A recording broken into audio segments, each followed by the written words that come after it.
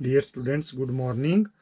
आज के इस वीडियो में हम कांस्टेंट फंक्शन के बारे में बात करेंगे कि कांस्टेंट फंक्शन क्या होता है।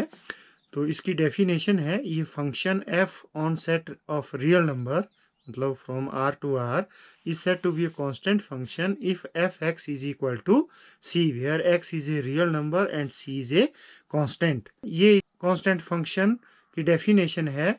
तो यदि मैं यहाँ इनपुट, जैसे x एक रियल नंबर है, 1 पुट करता हूँ तो उसका इमेज कितना आएगा c। 2 पुट करता हूँ उसका इमेज भी कितना आ रहा है c। 3 पुट कर रहा हूँ उसका इमेज भी कितना आ रहा है c। तो हम क्या देख रहे हैं कि जितने भी डोमेन के एलिमेंट्स हैं उनका इमेज सबका सेम इमेज आ रहा है। यदि ऐसा फंक्शन है तो उसको हम कांस्टेंट फंक्शन कहते हैं। तो एक एग्जांपल ले रहा हूं, जैसे F x is equal to 3 where x belongs to R. तो x एक रियल नंबर है, तो हम जितने भी रियल नंबर है उनका इमेज निकालेंगे और एरो डायग्राम से उसको शो करने का प्रयास करेंगे। तो मैं यहाँ इनपुट 1 दे देता हूँ, -1, तो उसका इमेज कितना आया 3। 0 इनपुट देता हूँ तो उसका इमेज भी कितना आया 3। -2 इनपुट देता हूँ तो उसका इमेज भी कितना है 3। 3 का इमेज भी 3। इस तरह से आप देख रहे हैं कि 1.6 का इमेज भी 3, 7/9 का भी 3, क्योंकि ये सारे रियल नंबर है।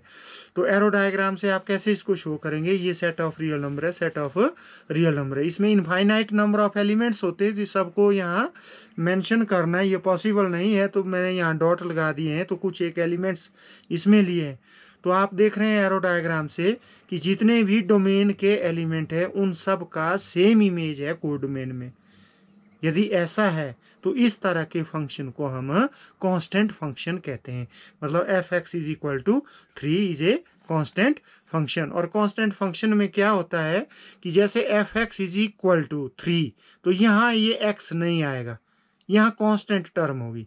यदि ये कांस्टेंट टर्म है तो इसको हम कांस्टेंट फंक्शन कहते हैं। और यदि इसका ग्राफ आप ड्रॉ करेंगे तो ग्राफ कैसा होगा इसका, तो ये एक्स एक्सिस है, ये वाई एक्सिस है।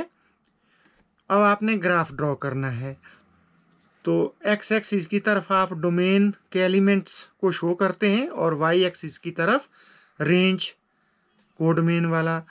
तो आप देख रहे हैं कि यदि 0 का इमेज क्या है, वो भी 3 है, तो एक पॉइंट ए आ गया। यदि 1 है तो उसका इमेज भी कितना होगा 3 होगा, क्योंकि सब का इमेज 3 है। यदि 2 है तो उसका इमेज भी कितना है 3 है, तो एक पॉइंट ये हो गया। 3 है, यदि 3 का इमेज कितना है 3, तो एक पॉइंट ये हो गया।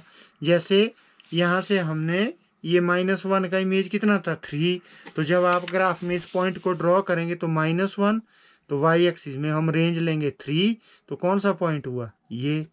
यदि -2 है और इसकी रेंज भी कितनी है 3, तो एक पॉइंट हुई। जब हम इन पॉइंट्स को आपस में मिलाएंगे तो we get a line parallel to x axis. तो कांस्टेंट फंक्शन का जब हम ग्राफ ड्रॉ करेंगे तो वो कैसा होता है, a line parallel to x axis. तो इसका ग्राफ इस तरह से हम ड्रॉ कर सकते हैं। एक और एग्जांपल ले रहा हूँ कांस्टेंट फंक्शन का। तो मान लिया ए सेट ये दिया है आपको, ए फंक्शन है on set A defined by इस तरह से, क्या इज ए कांस्टेंट फंक्शन। तो हम एक एरो डायग्राम ड्रॉ कर रहे हैं। तो हम क्या देख रहे हैं कि 1 का इमेज भी 2 है, 2 का भी 2 है, कि जितने भी एलिमेंट ए में उनका सेम इमेज 2 है। तो इसलिए ये फंक्शन जो है एक कांस्टेंट फंक्शन है। तो इसको मैं इस तरह से भी लिख सकता हूँ, f x is equal to 2 where x belongs to ए।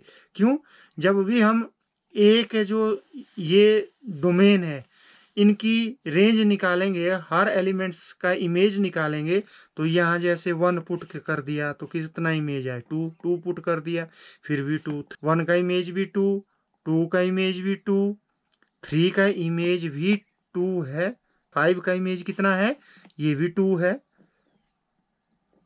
सबका इमेज 2 है। तो इसलिए ये एक कांस्टेंट फंक्शन है। ये था कांस्टेंट फंक्शन के बारे में।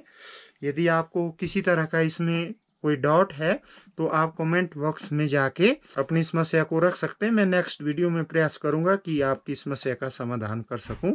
Thank you.